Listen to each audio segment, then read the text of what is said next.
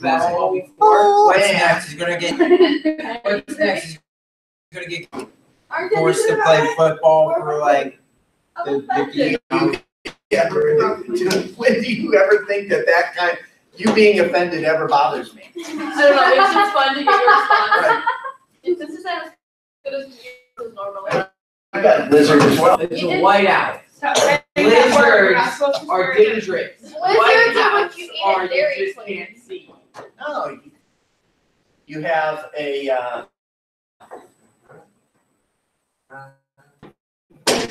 You can't get defend your thing. Kind of fun to call. Mountain Dew is. I think it's funny that he looked at Josiah and started laughing. It's a monopoly. What is it that they call? What is it that? You have a good hair tie. This one's like really. Yes, nice. flavor? The wet I'll something. show you. No, the regular Mountain Dew. Yeah, we call. He has nicknames for different. So we had. So the sweet tarts we were calling the white. And Imperial Cola is Pepsi. Imperial Cola is Pepsi. Mountain Dew. Classic is Coke. Sprite is Pixie. My hair used to. That's what the new Mountain Wet Dew grass. Wet grass is Mountain Dew. That's right, wet grass. That's what the new ice is pretty much Sprite. Dude, I've had it. It's actually pretty good. It's Is it? not just Sprite. It is. No, it's got a flavor Sprite. of lemon and lime. Wait, what? It's actually not that bad. No, it's actually You mean the opposite the side. berry Sprite? Hot Sprite. Does anyone remember that? I've had Sprite and I don't I know I like showed you Sprite. that. I clearly have lost control of this class. I don't try. It's like herding cats. What's that? You can't hurt Can we watch the cats. sun drop You can't commercial even before we count. start? What? Can we watch the sun drop commercial before we start? Can we watch the commercial? No, we should watch all of you. No, if we get through Sun that. Drop was before Mountain Dew. Oh, let's. Mr. Sharpie, in last class, when I saw American Experiment come up, my brain immediately started singing, and so the Great American Experiment. Okay. Sun drop. Sun drop commercial. What? I can't read that far. All I see is hurting cats. Commercial. It's okay. We know that the plan Is that it? That's fine. This is a guy from This man right here is my great grandfather. He's the first cat herder in our family. Herding cats. It's easy. Anybody can herd cattle. Hold them together 10 miles, 4 days. Another thing altogether. Being a cat herder is probably not the toughest thing I think I've ever done. Right here. And if you look at this, it's ripped to shred. What? Ripped to shreds. I feel like you're relating on a spiritual level to these guys right now. It's ripped to shred. You know, the movies yet, hear the stories. I'm living a dream. He has the leg roller. I wouldn't do nothing else. It ain't an easy job. When you bring a herd in, it's one of them. Think I could do it.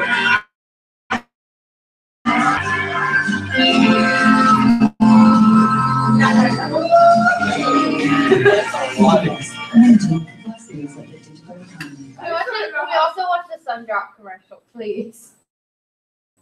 You know how they got the cats to go through the street. That's what I want to know.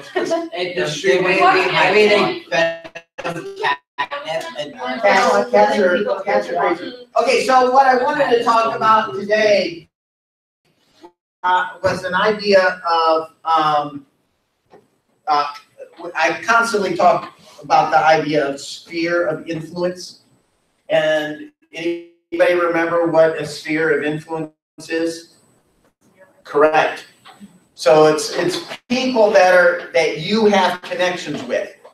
Now, there are a lot of different places that you have connections with people at. Home, school, co-op. That's like Church. one thing. like church. homeschool and co-op or like one thing. I know, for you, For yes. We don't even all go the to same co-op. people. Yeah, you ain't gonna call.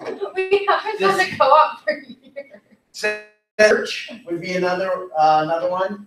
How many of you are on social media? Facebook? Sort of, it's complicated. I was, of course. It's always complicated. Twitter, Oh, Twitter, Snapchat. I had that in like 2000. So if you are involved in those are also your spheres of influence. But they also can influence you. One of the things that Tim Tebow, how many of you know who Tim Tebow is? I've heard of it. Tim Tebow was a quarterback for the Denver Broncos a number of years ago. I know he's really cute. Oh, I know who he is. Denver Broncos. Denver The thing about He's a single man. He's single, you're not. I mean, technically I am, but. No. Every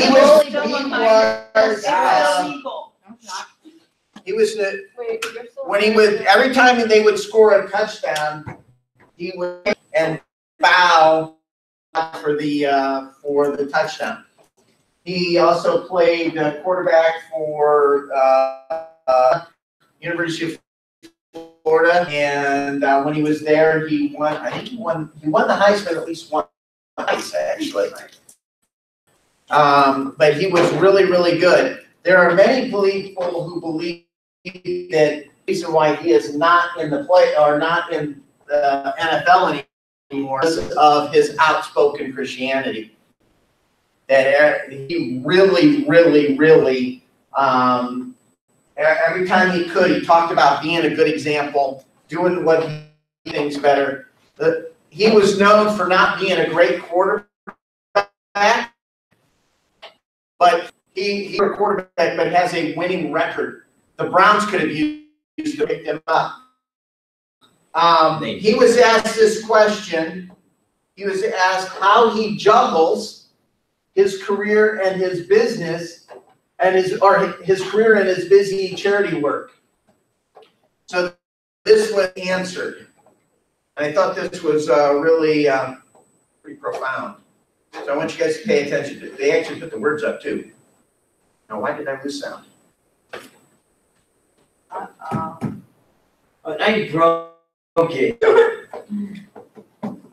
I was messing with the mic yesterday. Oh. I just plugged it in, and then next thing Now you it's know, Elena's it's fault. For people and not that mic, the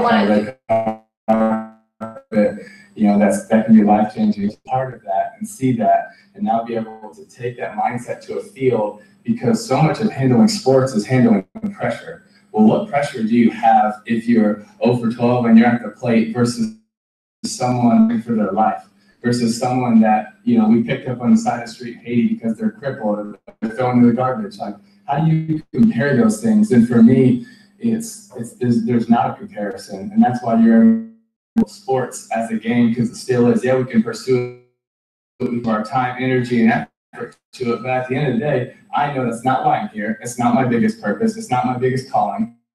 It's not how I want to be known in my life as a football player, as a baseball player, as, someone that, worked hard to accomplish those things. I want my life to be so much more than that. I want to be someone that was known for bringing faith, hope, and in their darkest hour of need. And that is something that is a life calling for me. And so it's so much bigger than sports. But I am so grateful for sports because it's given me a platform to be able to share and love and care for people all over the world. So I wouldn't trade that. So a lot of people Walk on the red carpet. I don't want to replay. A lot of people go, man, to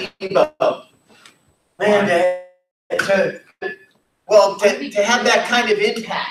Why don't I have that kind of impact? Why aren't I a Billy Graham? Because we don't do anything about it. We just say those things, but we're not taking any action. Right. Problem that we have is many of us set our expectations to his level. But you have to work your way up. That's what he did. He worked his way up. Got But it. how about this? How about people that influenced Tim Tebow? Probably his family. No, that body was in somebody's sphere of influence. Right? He didn't just didn't wake up one morning and God struck him with a ball and, hey, this is who I want you to be. There have been people in Tim Tebow's life that have basically shaped who he is. Turn off my screensaver. The difference.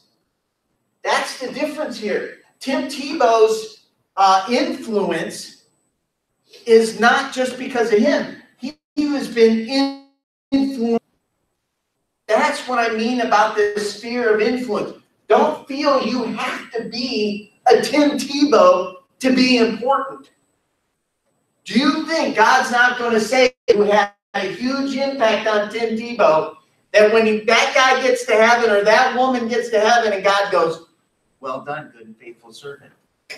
And they're going to go, but I didn't do anything. Remember that kid you helped lead when you were at that church? Oh, yeah, I remember that. Yeah, that was Tim Tebow.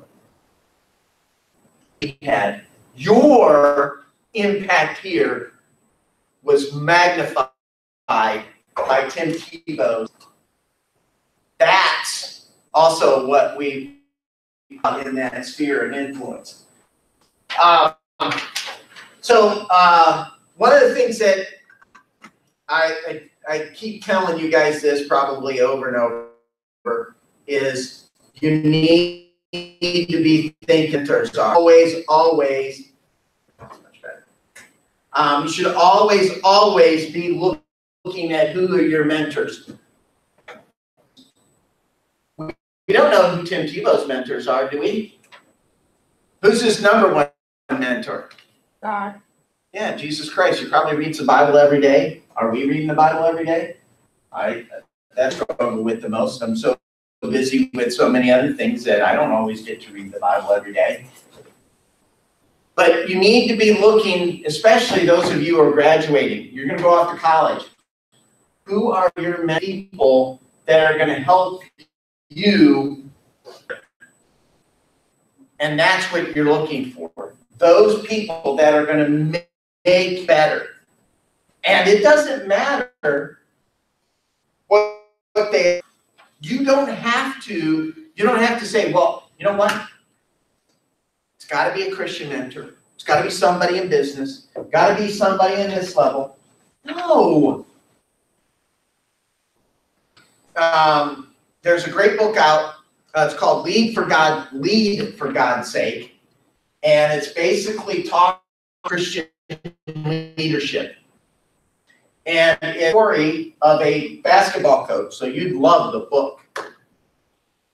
It's a story about this coach who's trying to get his team that's struggling to lead. One of the problems that he's run into is the team is on this losing streak. And the coach gets upset because his job's on the line, the team's supposed to be doing well, they're not, they're like in the state. So like the Browns? Well, no, the Browns are lost.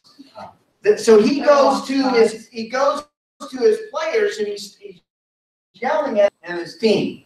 And he just yells at him, would you just lead for God's sake? So when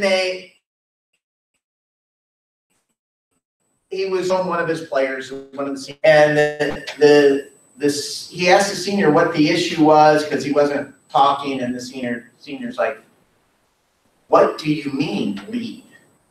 I don't understand. It's a journey of how this coach is trying to teach leadership and how to teach a leader. And he finds that the guy that ends up being his mentor is the janitor. Wow. The janitor, who's a believer, becomes basically the guy that teaches how to be a leader. So it doesn't matter who the person is. They can be a mentor to you, something from them. The other thing is, they don't need to be a Christian. They don't need to be a Christian to learn something from people. You can always learn what not to do. No, I'm just kidding. There are people who aren't Christians who get it. They understand. They're just not believers. Now, as a Christian, we want to know what their worldview is and what there's a lot of my life that weren't Christians and they got a lot right, but there are times they got things wrong. And I would chalk that up. I would never argue with them, well, you're wrong on that. No, you just know. Well, I'm not, because that's not what you're there for. You're not there to argue with them. No, this is a class. But when you're looking for that mentor, you're trying to extract from them things that you can learn and do, and to make yourself better. And sometimes people are mentors and they don't even know they're your mentor. They're the quiet mentor. So always be looking. Definitely need to know what their worldview is. Don't settle. It's got to be this perfect mentor. That's who I have to have. No. Just look for people, and if you look around, everybody that you meet and encounter is somebody you can learn something from. Everybody that way, it'll give you. We talked earlier in last class about everything negatively. You look at things that way. What can I learn from this person? What can I gain from this person? And that's not a bad thing. That's not this like, oh, I'm going to just suck everything from this person. No, this person has knowledge, and I want to learn from this. You're putting them in a teacher role, actually elevating who they are, grading. Some people think, well, you're just using people to get what you want off of them. No, I'm actually not. I'm actually putting them up on putting them at a higher level because I understand them. And that's huge. The other thing, don't discount mentors. I was challenged when I was probably about 24, 25. The guy said, listen, the average American reads one book a year. One book. That's not surprising. That's accurate. Correct. So, but if you make it a goal, and this is why I love audiobooks, make it to read a month, you will be experts in especially if you can do it in certain fields, you'll be an expert in your field in 5 years. 5 expert in your field. So if you're deciding you're going to go off to school or go to the Navy, Old Man in the Sea. That's right, read Old Man in the Sea, or what's a good one? It's funny because he did read Old Man in the Sea, and my dad's like, that's my favorite book. And he's supposed to be doing a book report on it. He's like, I wanted it to be like straight A, perfect, as much descriptive as just as his face was like, oh no, what did I get myself into, right? Yeah. So, but if you can read those books, that within 5 years, you can be an expert in your field. That's the key. Most people don't. You know what most people do? They come home, they eat dinner, and they go sit down in front of the TV.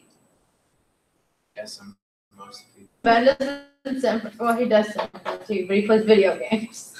Ben, Hey, at least what kind of retrograde are in you? that area. I'm just teasing. there's nothing wrong with taking time to do other things. Some video games could provide battle strategy. Correct, for when the zombie apocalypse comes. Well, I mean, actually, like, guys who played, like, Need for Speed and race car games are actually turn out to be better drivers. Mm-hmm.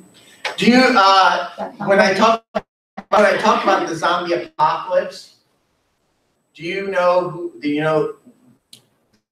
there is contingencies for a zombie apocalypse? Do you know what they mean by zombies? Stupid people. You. Stupid people don't know. It's not really the undead. Mentally insane people. It's all those people support themselves off of everybody else, that when the world collapses, they will be feeding off of those of us who are trying to survive. That is the definition from the law enforcement.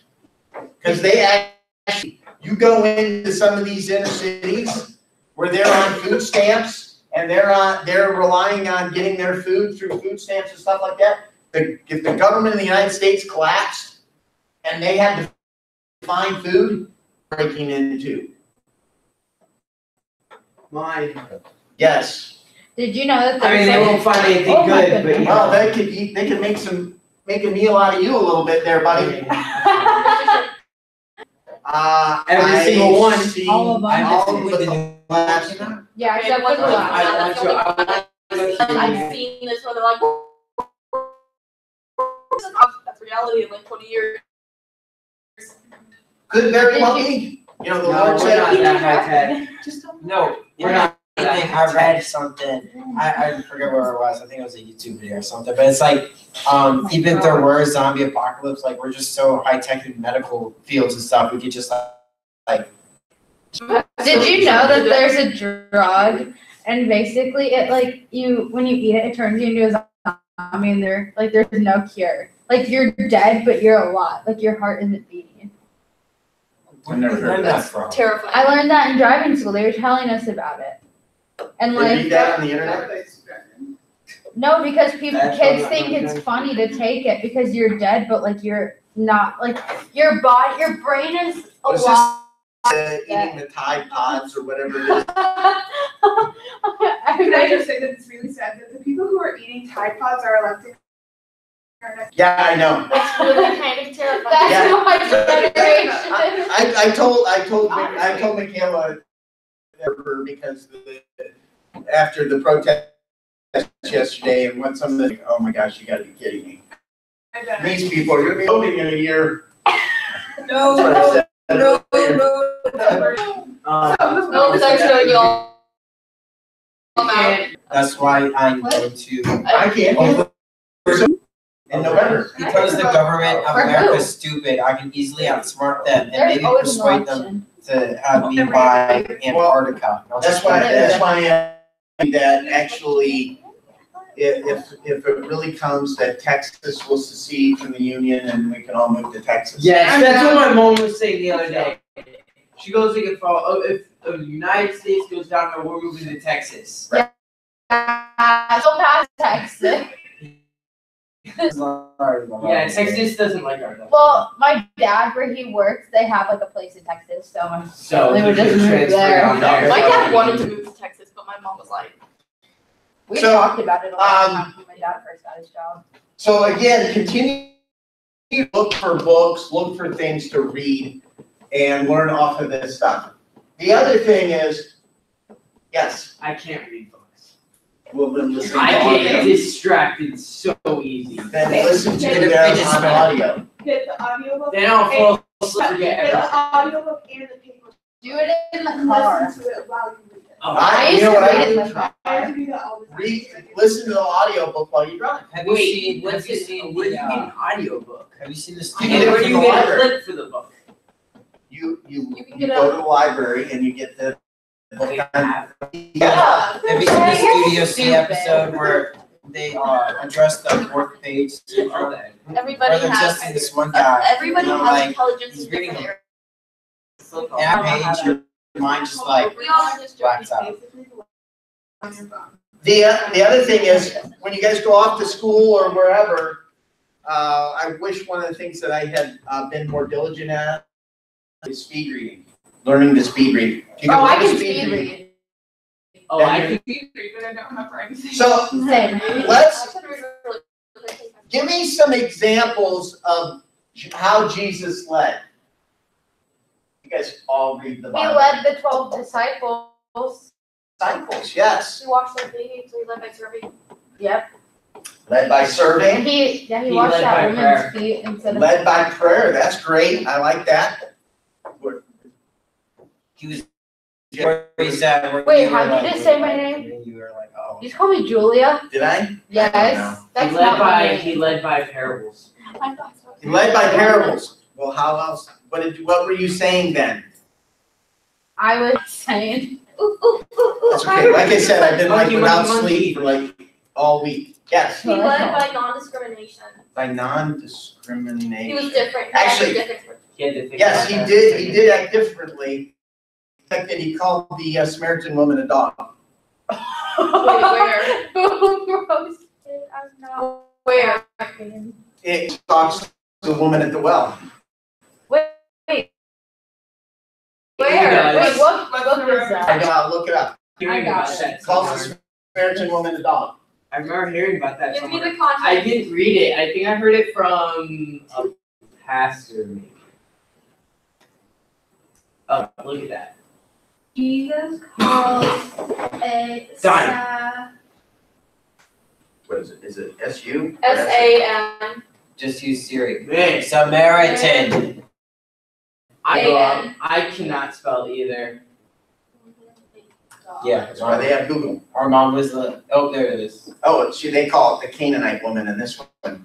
Oh, It's Matthew 15. Canaanites are Matthew 15. verse 1.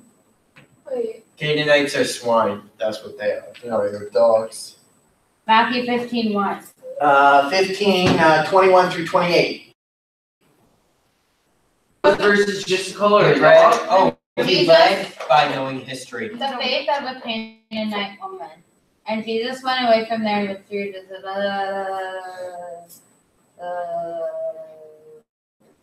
There are really that many words you can't pronounce. oh, here it is. In 26. Okay, I'll start from 20. Yeah, 26. from 25. It says, "But she came and knelt before him, saying, 'Lord, help me.' And he answered, 'It is not right to take the goat to the dogs.'" Yep. So he did call her a dog. Yes, Okay, it was a metaphorical sense, but it still was somewhat insulting. correct. He called her a dog. But if you know the historical context, This is already awful. correct, because of the fact she was a Canaanite woman and he was a Jew. Was she really Canaanite? Yes. Oh, okay.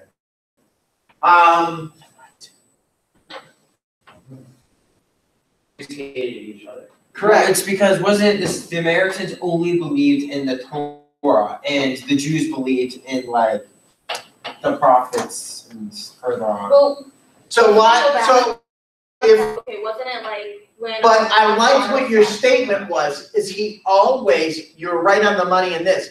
He talked to the people the way they needed to be taught to their heart. That was, I think, probably one of the things that you were kind of alluding to in what you said. Because you think about, he called this Canaanite woman a dog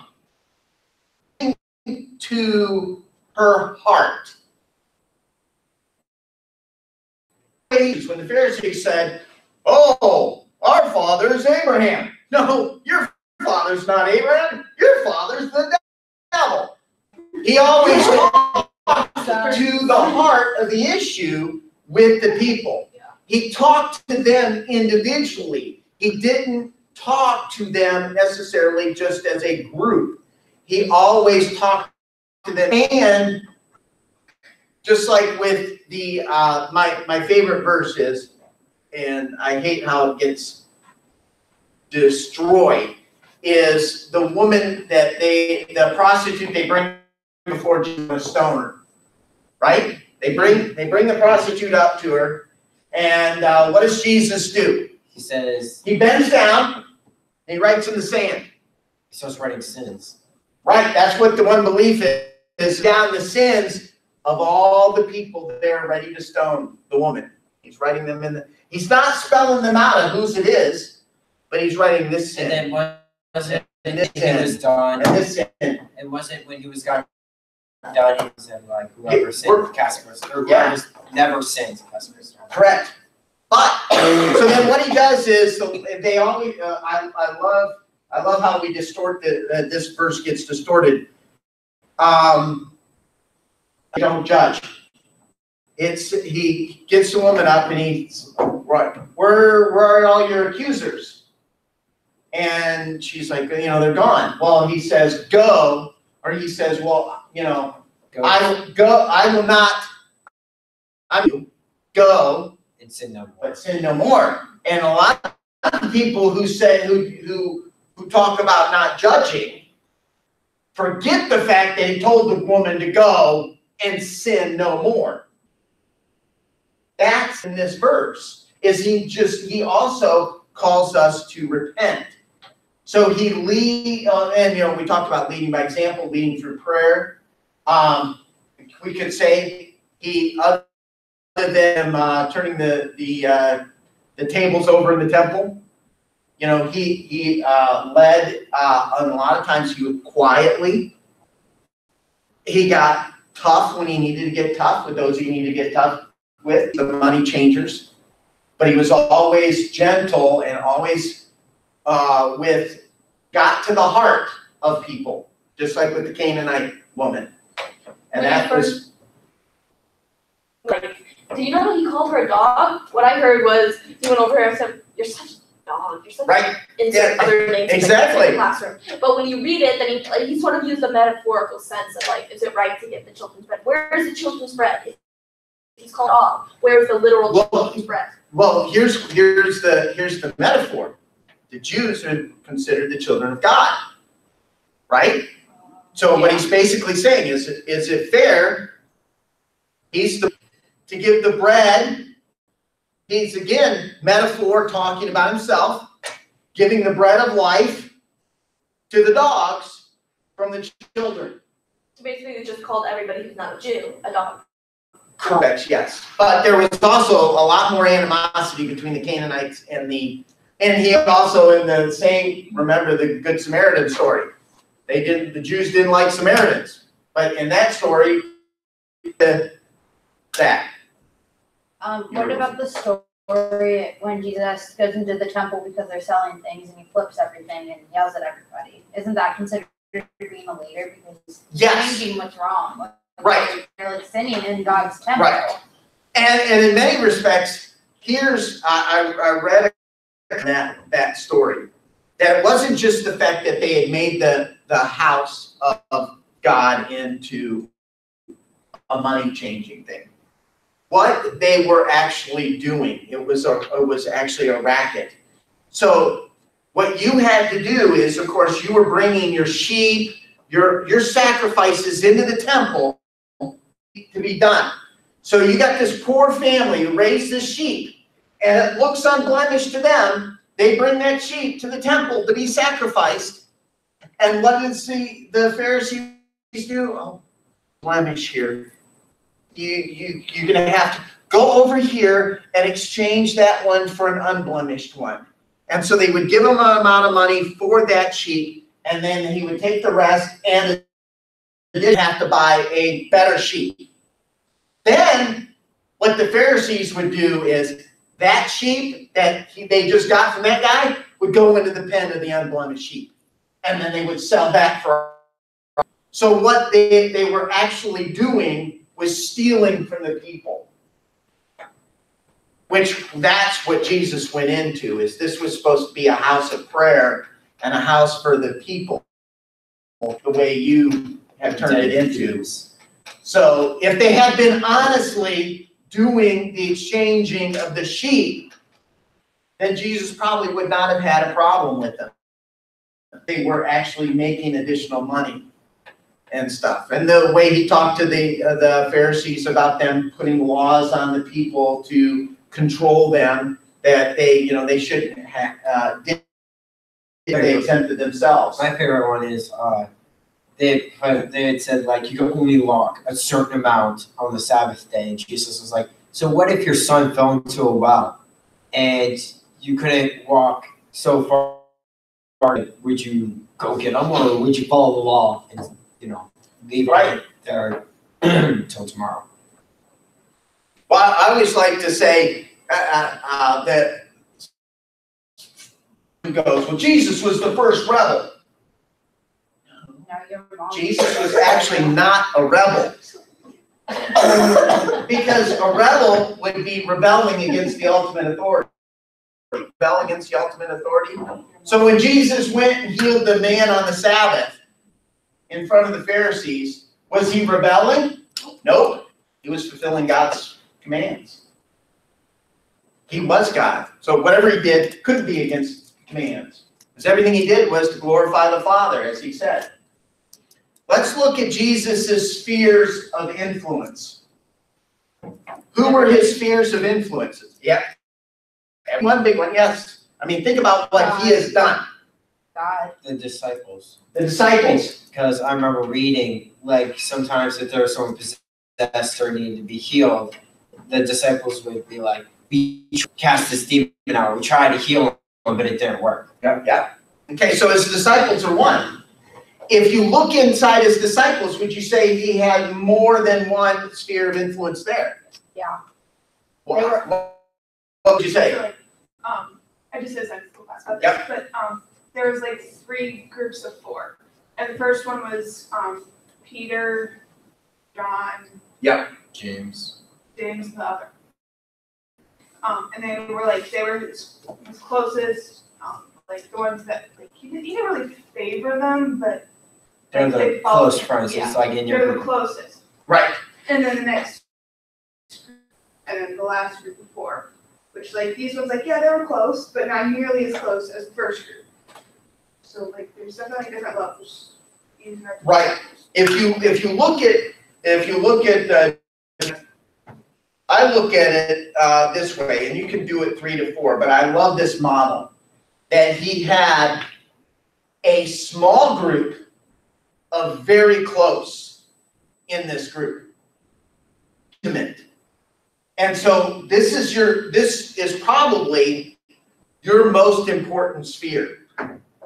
Because this is where you're going to not only have, but they're going to have influence in you.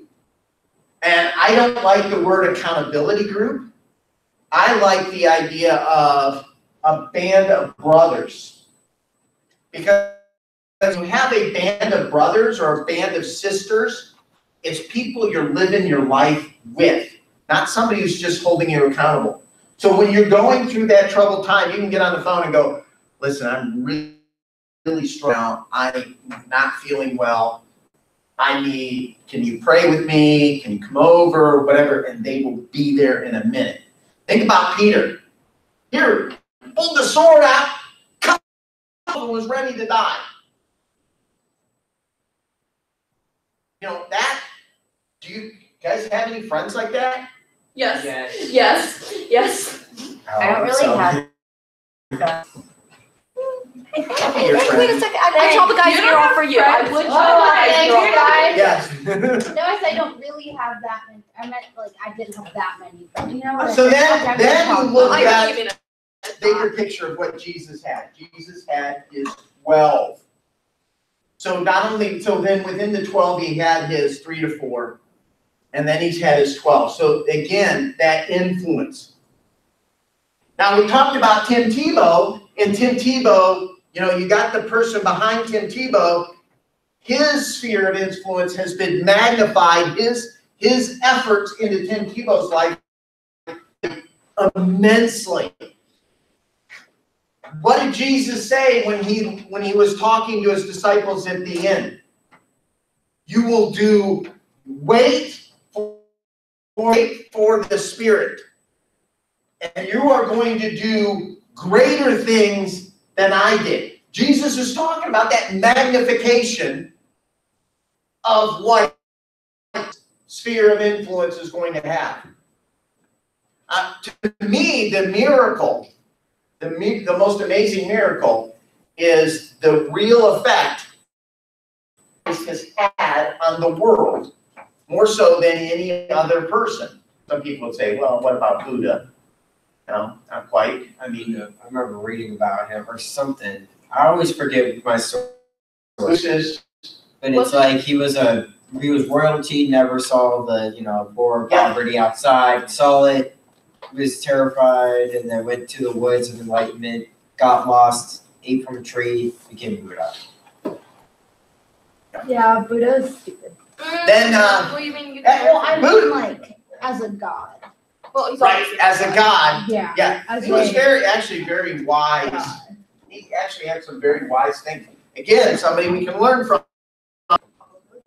What was it? Somebody told me, they said, Buddhists are religious atheists. God, they don't believe Buddha's really a god. They believe that he's a enlightened being to follow.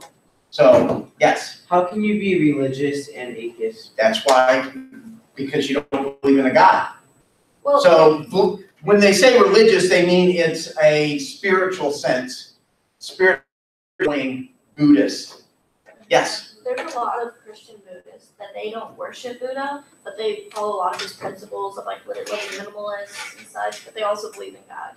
Oh, yeah. There's a lot of people who certain principles of things, and yeah, I mean, again, as I was saying earlier, there are things that we can learn even from people who aren't believers. Oh, yeah. So definitely things that I've learned from some of the stuff from Buddha. I just don't believe that he was any better than any other man. Let's put it that way. That's what I would say. Whereas Jesus Christ is God. What? He might have been white, but that doesn't make him better. Right. So you want to make sure you're looking for that 3 and that 12 and that's where we see that amplification in stuff. And it doesn't matter. You want to be a psychiatrist. Kind of. I lean between being a psychiatrist and actress. Actress? Okay. Somewhere in the middle. But you could be a way, even if it's an actress in doing small stuff. I think of Debbie. I have a friend who works here, Debbie Carty. She teaches voice.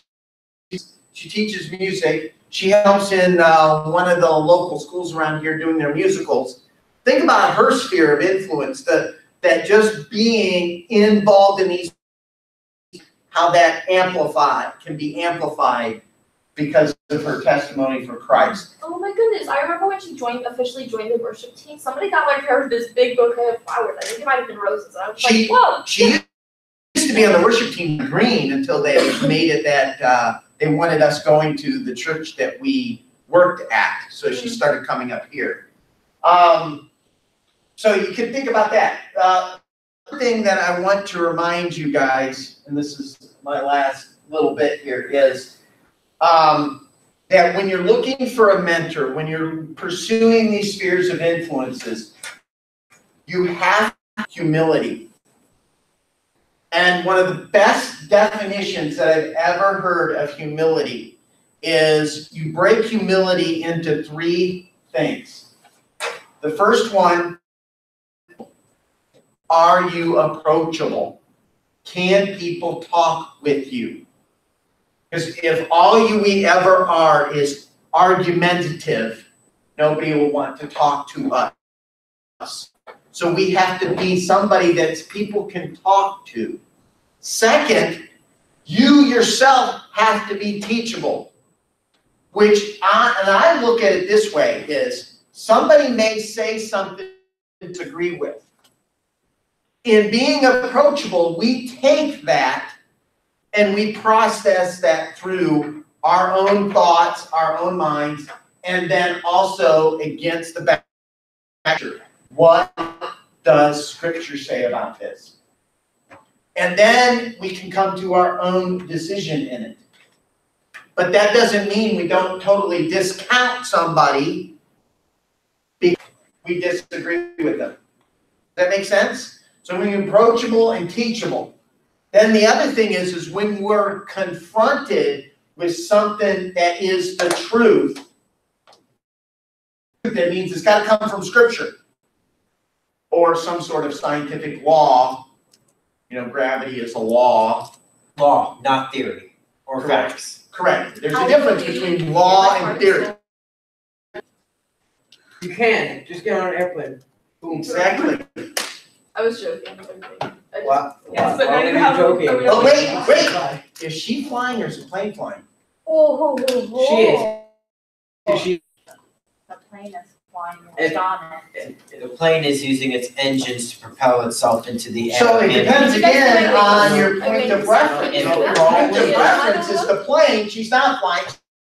Point of reference is the ground, she's flying because the ground, the plane is helping her fly. It's not flying, it's She's falling with flying. style. so the, I love how I have the old guys Again. arguing over me.